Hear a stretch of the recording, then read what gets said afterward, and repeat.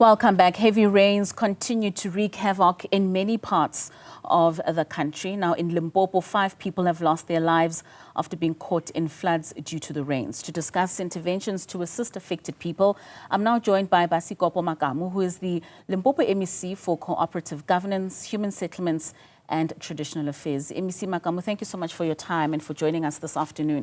Just talk to us with regards to some of the immediate responses from your department following the tragic incident of the 5 people who lost their lives due to heavy rain in Limpopo. Thanks very much, Katleko, and greetings to all the viewers, and say compliments for the new season for the entire newsroom team. It is true that as a province, we are receiving heavy rains all over the province, and this has affected us badly. You will know the infrastructure we have, the roads are seriously affected, they were badly affected by the heavy downpours. But west of it, we have lost about 5 people in the Waterberg district and in the Wembe district, about 2 miners in the Wembe districts around Saselamani. They lost their life when they were trying to swim. The same applies in Palala River in the Waterberg, but also one man, or an adult, who lost his life when he fell when he was trying to fish around that.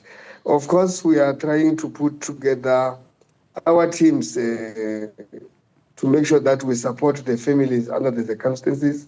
But you will know, Katleko, that our province is also bordering Mozambique. When you saw the protest which were taking in Mozambique, we had to plan for serious influx of people coming. So our resources are being stretched to prepare for these heavy rains, but at the same time, planning for any eventuality of people coming from Mozambique that will want to seek refuge in our province, because we are a neighboring province to Mozambique. So you can see that as and when we are dealing with natural disaster, we also have to prepare for the disaster that can come through this. So I can confirm that we are working with these families to support them, but we are also calling upon community members to be vigilant.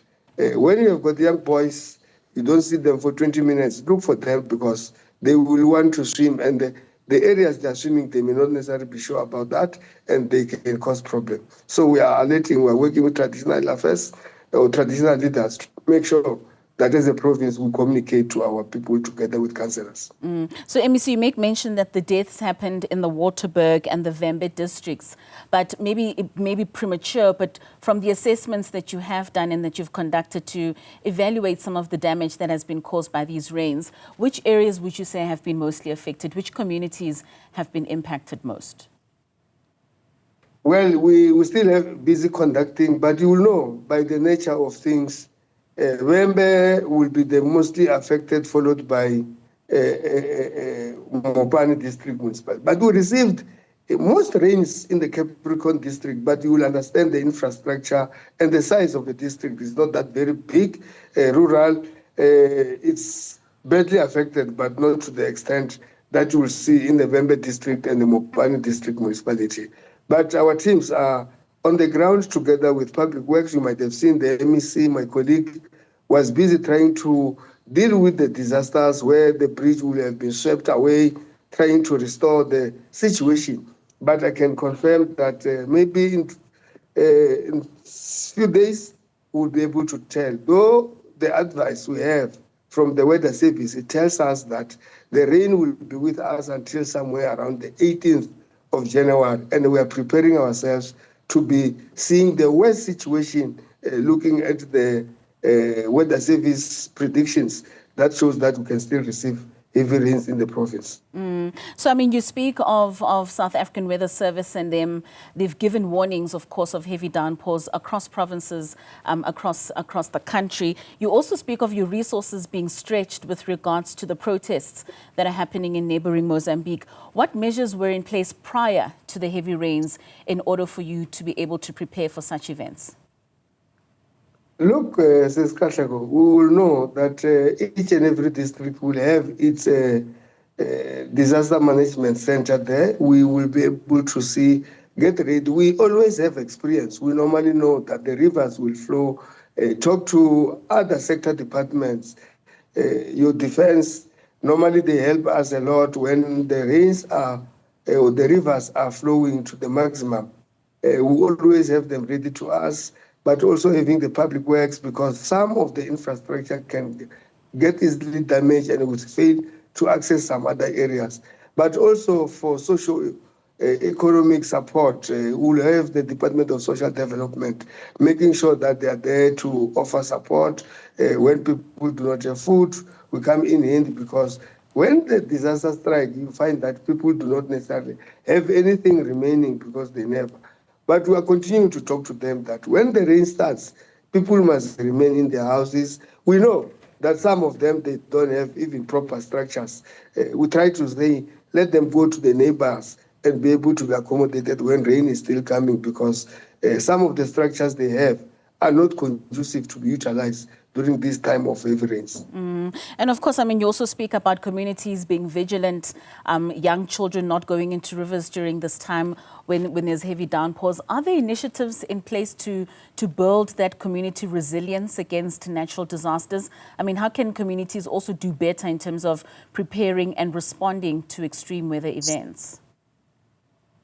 Look, with this current social media hub, whenever we get, we have our disaster management center that is always ahead, but we also share our predictions with the weather services, with all the local municipalities, and start to teach them what does this colors refers to. I heard you when you were speaking to my colleagues in the KwaZulu-Natal talking about the orange categorization of the disaster. So we are continuing to be educating people as a disaster management in the province, so that people should be able to know what does it mean when it is like this. So we do share within the WhatsApp groups, any other means of communication. Fortunately, even our radio stations, they normally give us space to be able to share with our people so that they can become alert. And that is the critical thing. We also have got traditional leaders that we should be able to talk to them, that they should communicate with their communities, including what councillors or councillors in general, to communicate, to say, we are expecting heavy rains this time. When it starts, let's everybody be in the house or get the structure which is proper. I mean, we know that weather phenomena like La Nina are certainly upon us, MEC, and the change in weather patterns is something that we can't control, but certainly something that we need to work towards in the future. How is your department addressing just some of the impacts of climate change on extreme weather events in Limpopo, and what strategies are you implementing to adapting to this changing climate patterns that we are seeing? Well, you said correctly, Ms. Katlego, that ours is to mitigate the risks that are there, which are brought by this natural disaster. And we do have forums. And you can tell, even if the local municipalities are not necessarily having functions to deal with disaster. In our province, we have advanced, we have established disaster forums in all our 22 local municipalities, where we are able to talk to the people and prepare them and make sure that they know what is it that they should be able to communicate at a particular time. And that is the mitigation that we have put in place, so that each and every local municipality will be able to know that what steps they need to take. Of course, we will rely on the District Disaster Management Center and the Provincial Management Center and the National Disaster Management Center. But we have gone extra mile and look at the risks that we have as a province and conducted them in a manner that even the Executive Council of the province is in a position to know the risks of natural disasters that we can have and how we should be able to mitigate the risks therefore. So I think as a province, we are focusing and trying to support much to look that disasters, they get to be adapted easily so that we can be able to move on, because we can't stop them.